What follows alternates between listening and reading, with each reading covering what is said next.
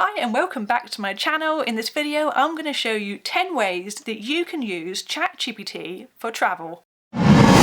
Planning a trip can be really exciting but also sometimes very stressful. Having a personal assistant like ChatGPT can be really helpful. So I'm going to show you the 10 things that I think travellers should always use for ChatGPT. So number 1 on my list is trip itinerary planning.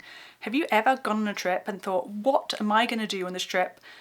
You can just go and ask ChatGPT. Let me show you right now how to do that. It's so good. So for example, I asked ChatGPT, plan a 5-day trip to Tokyo with food recommendations and sightseeing spots. And look at this, it even includes travel times and restaurant suggestions. So it takes all the hard work out of you don't even have to put the hard work in, it does it for you. It's absolutely amazing. Number 2, finding cheap flights and hotels. If you want to save money on flights and hotels, you can just ask ChatGPT for budget travel hacks and it will come up with all these hacks to help you with money savings. Like, for instance, you can ask, how do I find the cheapest flights to Paris in September? And ChatGPT will suggest the best times to book, the comparison sites and even alternative routes. Number 3 on my list is language translation and phrases. How do I say, where is the train station in Japanese? Just type it in and ChatGPT will give you the translation instantly. Now how neat is that? Number 4 on my list is packing lists and travel essentials. Packing can be a nightmare, but ChatGPT can create a personalised packing list based on your destination and the season.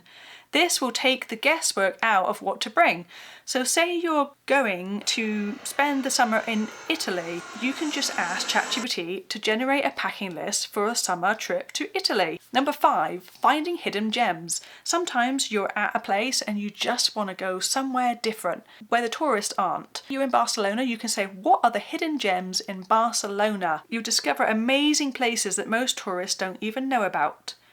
Number 6 on my list is to create a food tour. So you could be in a country and you haven't really looked into it to find out what are the good foods to try. You could ask it to create a food tour for you in that area. How yummy would that be? Maybe you're in Bangkok and you say, list the best street foods in Bangkok, and it will show you the whole list. Say hello to the ultimate food adventure. Number 7 on my list is to understand local customs and etiquette. So every country has different customs and etiquette and you just don't want to offend somebody by accident. So it's nice to know up front. The way you could phrase it is, what are some cultural do's and don'ts in Dubai? Number 8 on my list is transportation and navigation. Should you rent a car? Should you get the train?